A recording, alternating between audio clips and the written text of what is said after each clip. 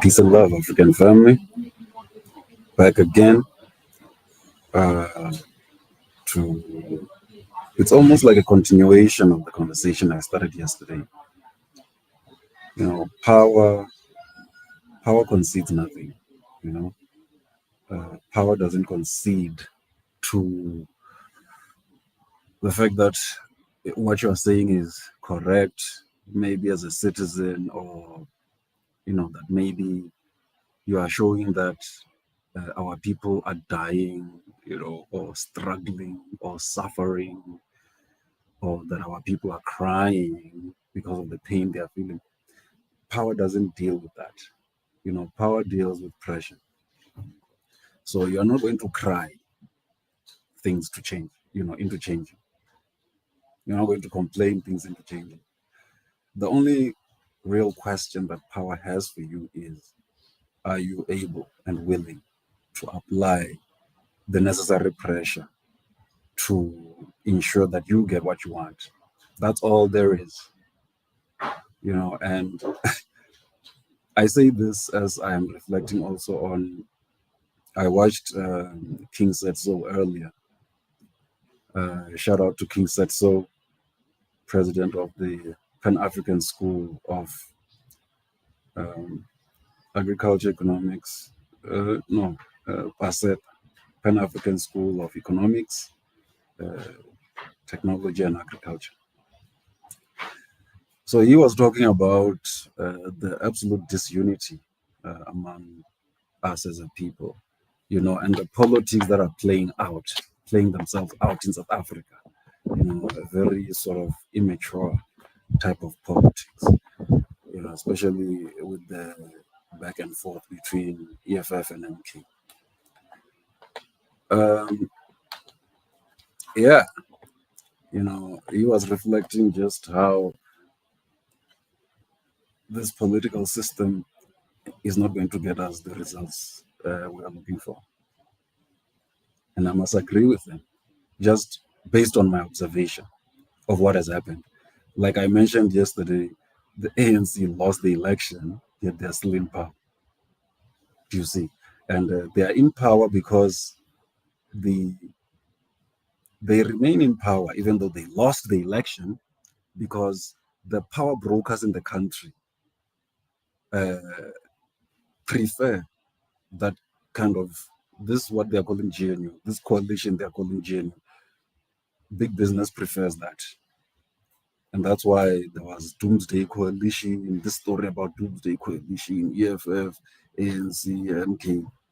In other words, Doomsday Coalition for them, yes, it was Doomsday for them if African people get together and take back what is ours. Understand? So it would be Doomsday for certain interests, certain parties.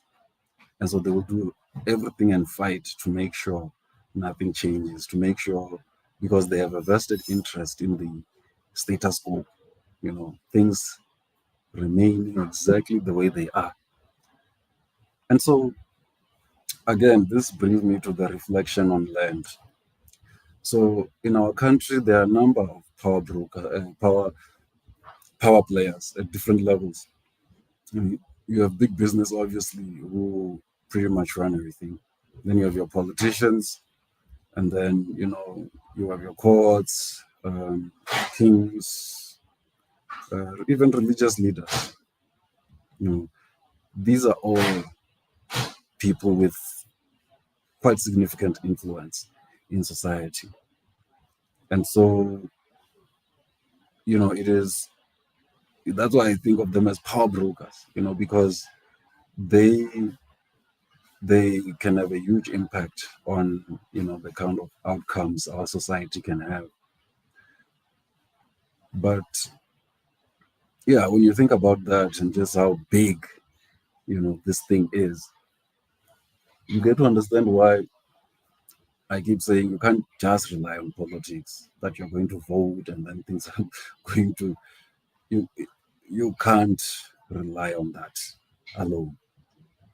It must be part of a strategy, but it cannot be itself the strategy. That's not a strategy. Understand? Um, and that's why no one is doing that except for us. No one is relying solely on a vote. You understand? People are building power base for themselves. You know, people are building power base for themselves so that they don't only rely on politics. So, I look at the SADC region. The SADC region, when apartheid South Africa was at its height, obviously, people were fighting ANC and so on. And then, they had to go hide in neighboring countries. And, because Lesotho, hid them, the apartheid police would go there and attack that place and, destroy lives and homes and so on. And so they were paying. But what I just want us to understand something.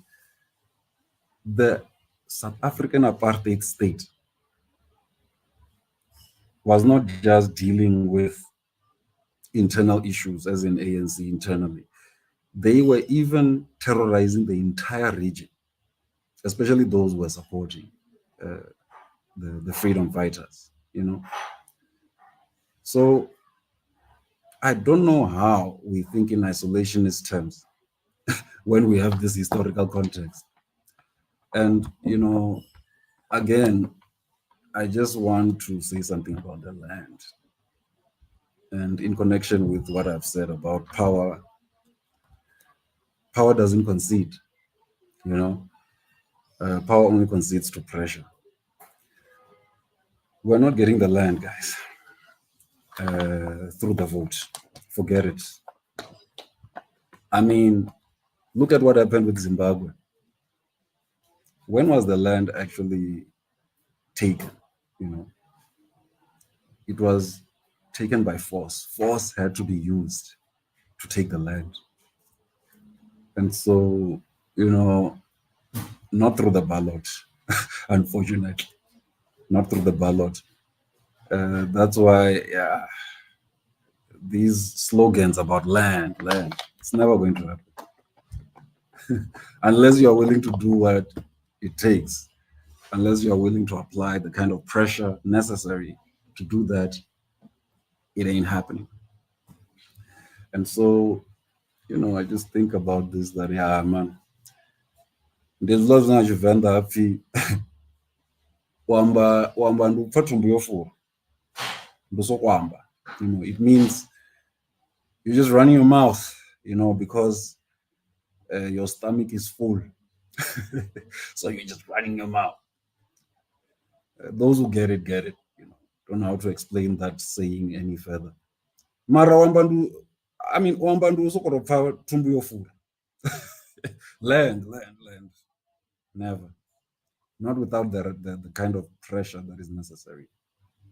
And it's the same for our political leaders. No, let me say politicians. We don't have leaders.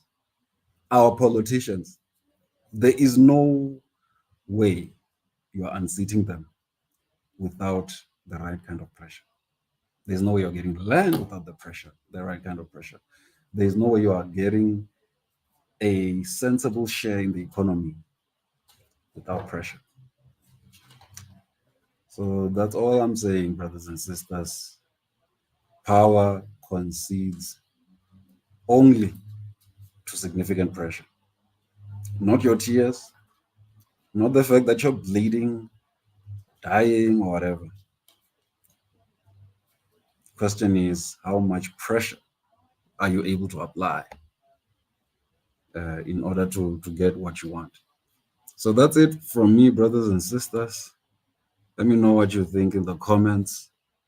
Think I'm talking nonsense, or it makes sense that you're not getting anything without pressure. Guys, the white minority settler population believe that this land is theirs, given to them by God, by the way. Like the biblical story of Israel.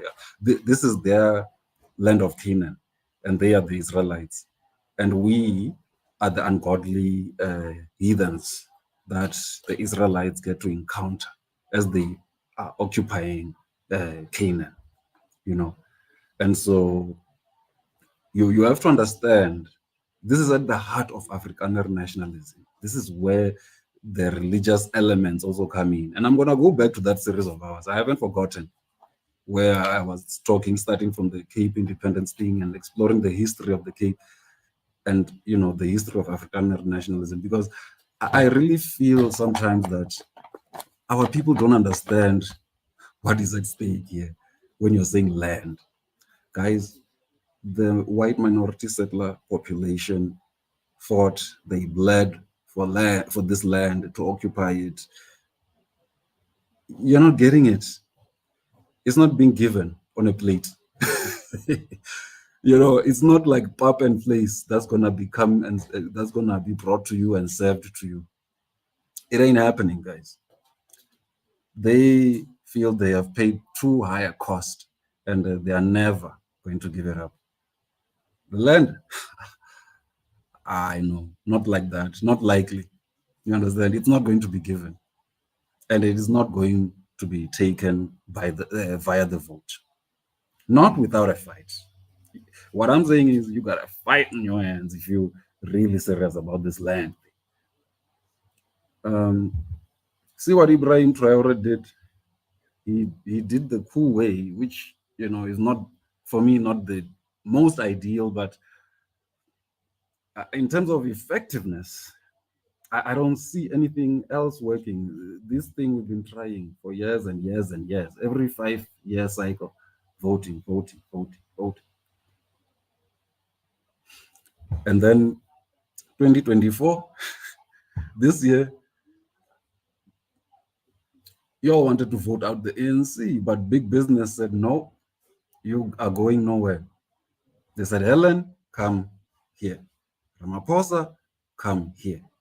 You guys are going to marry each other, and you're going to ensure that our interests are secured. And then, yeah, you'll be all right if you just do that. That's what we were told, right? The markets preferred this coalition to, as opposed to the doomsday coalition. they preferred this. So, brothers and sisters, ain't none coming. Not through the vote, not through crying, not through complaining, not even through bleeding and dying. The only thing power takes seriously is pressure. How much pressure can you apply in whatever way? Let me leave you with these thoughts, brothers and sisters. On love.